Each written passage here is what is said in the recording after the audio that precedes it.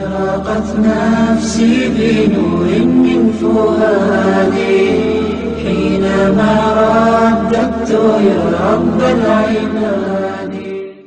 نہیں ہے، خدا کی قسم یہی سوچ آج ہماری قوم کی ہے. خانقاہوں میں مراقبے کروائیں گے، محاسبے کروائیں گے، مدرسوں میں پڑھائیں گے، یونیورسٹیوں میں پڑھائیں گے. جب اس کے دماغ پہ شہوت چڑھے گی اس کو شادی کا مشورہ نہیں دیں گے. اس کو کہیں محاسبہ کرو، مراقبہ کرو، فلاں بزرگ کا بیان سنو، تبلیغ میں چلہ لگاؤ، 4 مہینے لگاؤ. خدا کی قسم لا الہ الا اللہ یہ وہ سوچ ہے جو قوم لوط کی سوچ تھی. یہ مسلمانوں کی سوچ نہیں ہو سکتی. حرام شہوت سے بچنے کا راستہ اللہ نے شادی میں رکھا ہے، محاسبوں مراقبوں میں نہیں رکھا. نکال دو اس قرآن کو اپنے گھر سے باہر. اتنا میں معاشرے کے خلاف اس چیز میں لڑ کے خود تھک گیا ہوں کہ میں کبھی سوچتا ہوں یا تو میں پاگل ہو گیا ہوں یا یہ سارے لوگ پاگل ہو گئے. ایک خاتون کا میرے پاس فون آیا، میں بیوہ ہو گئی ہوں، میرے سے اپنی خواہش برداشت نہیں ہو رہی، زنا کا خطرہ ہوتا ہے تو میں ایک کم درجے کا گناہ کر کے اپنی خواہش کو پوری کر لیتی ہوں. میں نے کہا حرام ہے، آپ نکاح کریں. مجھ سے کوئی نکاح کے لیے تیار نہیں ہے. میں نے کہا آپ اپنے حقوق سے دستبردار ہو کر کسی سے نکاح کر لیں کہ بھئی مجھے صرف اپنی اس حلال خواہش کے لیے کسی مرد سے نکاح کرنا ہے، میں اپنے آپ کو گناہ سے بچانا چاہتی ہوں، میں اپنے حقوق چھوڑنے کے لیے تیار ہوں. میں نے کہا کر لے گا نکاح، کیونکہ اللہ نے عورت کی خواہش کے لیے مرد کو بنایا اور مرد کے لیے عورت کو. اس کے علاوہ کوئی راستہ اسلام میں حلال نہیں ہے. اور اس مرد سے بھی قیامت کے دن سوال ہوگا جو اتنی بیوہ اور اس جیسی لاکھوں عورتیں بیٹھی ہوئی ہیں، حرام طریقے سے خواہشات پوری کر رہی ہیں، اور جب اس کمبخت سے کہا جاتا ہے کہ تو نکاح کر لے تو کہتے ہیں مجھ میں نکاح کی طاقت نہیں ہے.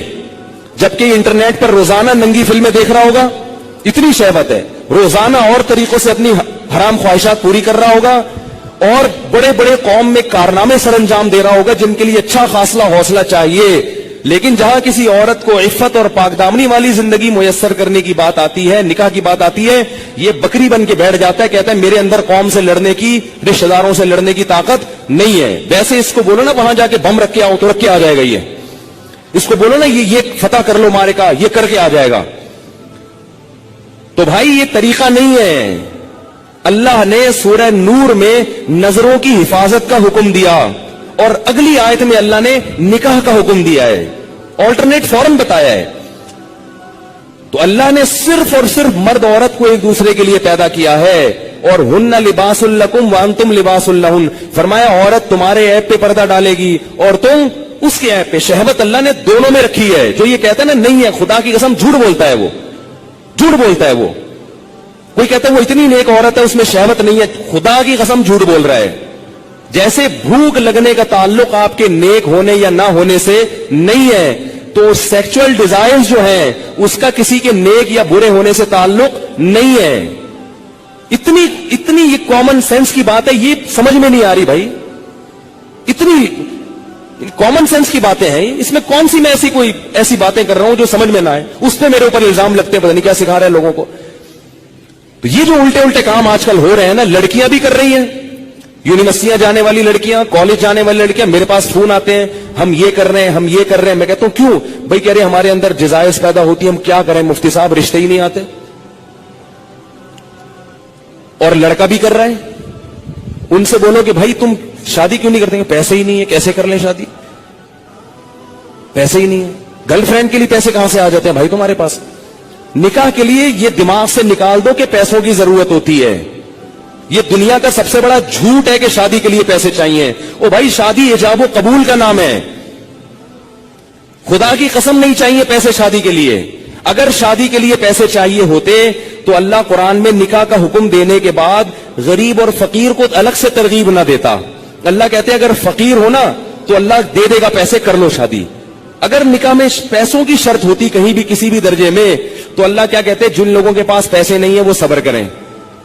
اللہ نے تو نہیں کہا. اب آپ کہیں گے کہ پیسے نہیں ہے تو کیسے شادی ہوگی؟ نکاح نام ہے ایجاب و قبول کا.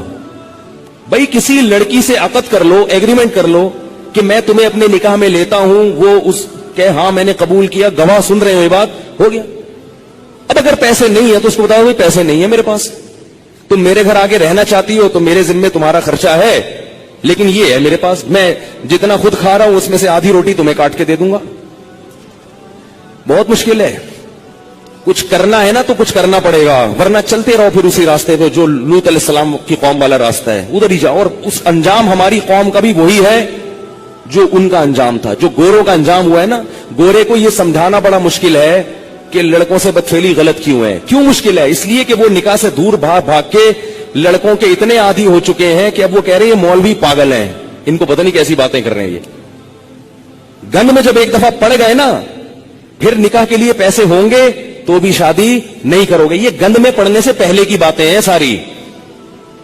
پاکیزہ زندگی گزارو اللہ کے بندو. نکاح کرنا پیغمبروں کی سنت ہے، اور نکاح کے علاوہ راستہ اختیار کرنا یہ جہنمیوں کا طریقہ ہے، یہ پیغمبروں کا طریقہ نہیں ہے. موسیٰ علیہ السلام کے پاس کتنے پیسے تھے تو انہوں نے شادی کر لی تھی؟ کچھ بھی تو نہیں تھا. لڑکی کے باپ نے کہا 10 سال بکریاں چراؤ گے؟ انہوں نے کہا قبول ہے، چراؤں گا. انہوں نے کہا شادی تو ہو، چلو 10 سال بکریاں چلائیں گے، شادی تو ہو. ہمارے نبی کے پاس کتنے پیسے تھے جو انہوں نے 9 بیویاں رکھی ہیں، 11 شادیاں کی ہیں. ہمارے نبی کے پاس تو کچھ بھی نہیں تھا. بخاری میں حدیث ہے کہ ایک شخص آیا، لوہے کی ایک انگوٹھی نہیں ہے، نبی نے اس کا بھی نکاح کرایا، ان کی بھی شادی کرائی. تو بھائی جو کھا رہے ہو آدھی روٹی کس کو دے دینا؟ بیوی کو. بولے بھائی میں ابھی تو یہی کر سکتا ہوں. اگر مزے سے رہنا چاہے ٹھیک ہے، جانا چاہے بولے ٹھیک ہے طلاق لے لو، میں پھر کہیں اور کرتا ہوں. مل جائیں گی آپ کو انشاءاللہ. کرنا ہی نہیں چاہتے ہو. اور عورت کو بھی شوہر مل جائے گا. اور اگر اس لڑکی کو خرچہ نہیں مل رہا شوہر کی طرف سے تو کم از کم اس کی سیکچوئل ڈیزائرز تو پوری ہوں گی نا حلال طریقے سے. یہ ضرورت تو پوری ہو جائے گی نا. بھائی نکاح کر لے کہ بھائی مجھ میں بھی یہ خواہش ہے، میں حرام سے بچنا چاہتی ہوں. نکاح کر لیا مرد نے، اب کم از کم ان کو میاں بیوی کو ایک اپنی خواہش پوری کرنے کے لیے لباس تو مل جائے گا، ادھر ادھر منہ تو کالا نہیں کریں گے. رخصتی اس وقت کر لیں گے جب پیسے ہوں گے. آپ بولو بھائی میں اپنی آدھی روٹی کاٹ کے تمہیں نہیں دے سکتا، میرا پیٹ نہیں بھرتا، تم وہی رہو. پہلے سے ایگریمنٹ کر لیں گے. نکاح صرف نفقہ اٹھانے کے لیے نہیں ہوتا، زنا سے بچنے کے لیے بھی ہوتا ہے. بلکہ نکاح کا تو بنیادی مقصد زنا سے بچنا، اولاد پیدا کرنا ہے. یہ ذمہ داریاں تو اللہ نے ایک نظام کو چلانے کے لیے مرد کے کندھوں پہ ڈال دی ہیں، ورنہ نکاح کا بنیادی مقصد یہ نہیں ہے. اگر یہ مقصد ہوتا تو محمد صلی اللہ علیہ وسلم حضرت خدیجہ سے شادی نہ کرتے، کیونکہ حضرت خدیجہ کے پاس پیسے تھے، ہمارے نبی کے پاس پیسے نہیں تھے. ذمہ داری اٹھانے کے لیے اگر شادی ہوتی تو خدیجہ سے، ہمارے نبی کی ذمہ داری حضرت خدیجہ نے اٹھائی ہے. نہیں آ رہی بات سمجھ میں؟ پہلی شادی جو ہمارے نبی کی ہوئی ہے اس میں ذمہ داری کس نے اٹھائی ہے؟ حضرت خدیجہ نے. حضرت خدیجہ فرمائے میرے پاس مال بہت ہے، شریف آدمی نہیں مل رہا کوئی، تو آپ نکاح، آپ شریف ہیں ٹھیک ہے. تو 2 فائدے ہمارے نبی کو اللہ نے دے دیے، ایک بیوی مل گئی اور اللہ نے مالی لحاظ سے غنی کر دیا. تو باقی سب چیزیں بعد میں ہیں. سب سے پہلے اپنے آپ کو حرام کام سے بچنے کے لیے نکاح کرو. تم گناہوں میں پڑو گے، تمہارے ماں باپ کو اس پہ تکلیف نہیں ہوگی. آج کل نہیں ہوتی ماں باپ کو تکلیف. وہ کہتے ہیں زنا کرتا رہے، کچھ بھی کرتا رہے، بہو گھر میں آئی تو ٹانگیں توڑ کے نکال دیں گے، کیونکہ یہ بہو ہماری جائیدادیں کھا جائے گی، یہ ہمارے پراٹھے کھا جائے گی. اب 1 انڈا پکڑا ہے 2 انڈے پکیں گے. وہ یہی سوچتے رہتے ہیں. اتنا چھوٹا دل. ابے بھائی اللہ نے جس نے تمہیں کھلا لیا، یار اگر بہو ایک گھر میں آ گئی 2 روٹی زیادہ پک جائے گی نا، اور کیا ہوگا؟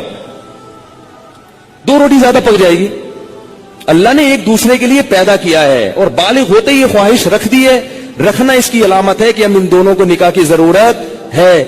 گوروں کے ہاں نکاح پر پابندی ہے تو 13 سال کی لڑکیوں کے بوائے فرینڈ پھر کیوں ہوتے ہیں؟ اس لیے کہ ان میں یہ ڈیزائرز پیدا ہو چکی ہوتی ہیں. تو لوط علیہ السلام قوم کو کہتے کہتے تھک گئے کہ شادی شادی شادی شادی. وہ یہ نہیں کہہ رہے کہ میں نے خانقاہ کھولی اس میں مراقبہ کرواؤں گا، تمہیں محاسبہ کرواؤں گا، چلہ کرواؤں گا، اور پھر بزرگوں کے بیانات سنو گے تو تمہارے دل سے یہ نفرت نکل جائے گی.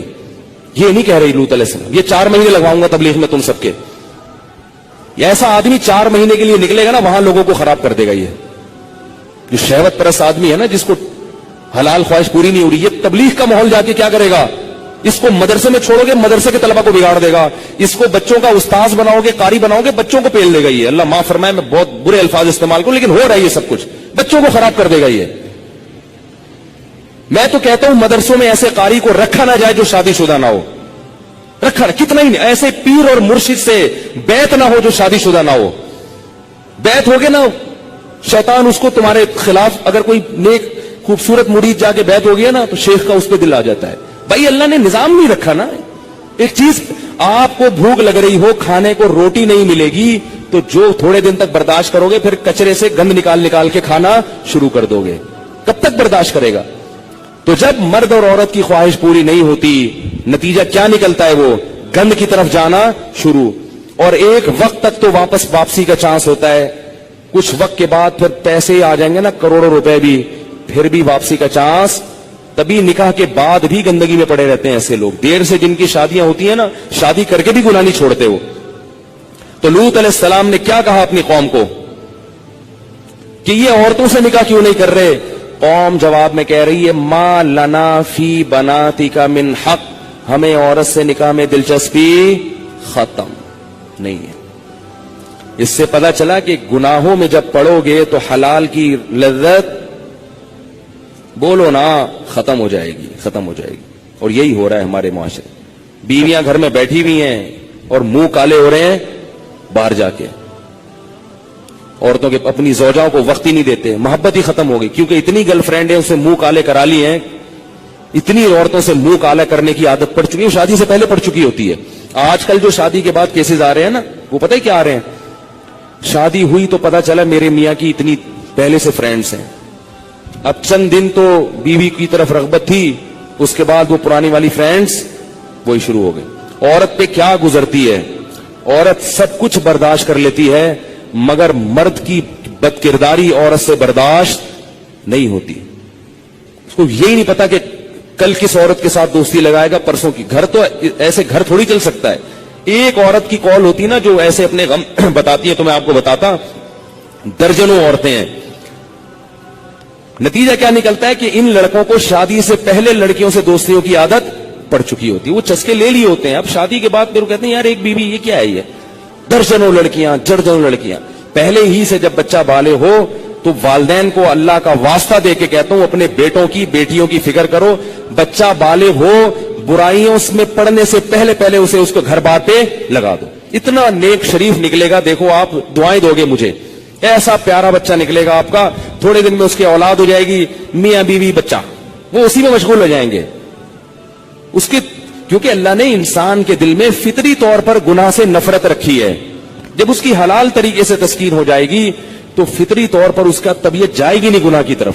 میرے جو بزرگ ہیں, میرے مشائخ ہیں, 13 14 سال کی عمر میں ان کی شادیاں ہوئی تھیں. ایسی پاکیزہ زندگی انہوں نے گزاری ہے.